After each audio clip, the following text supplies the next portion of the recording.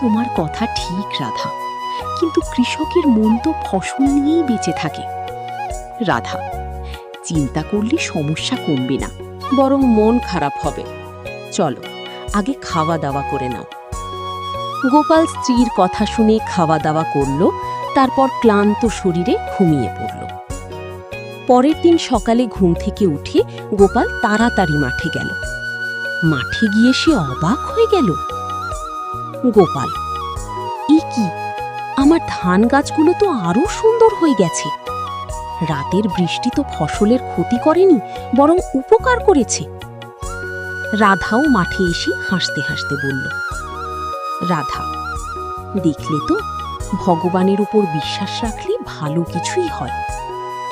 গোপাল, তুমি ঠিক বলেছিলে রাধা, শুধু চিন্তা করলে হবে না, বিশ্বাস আর পরিশ্রম এই দুটোই মানুষের আসল শক্তি।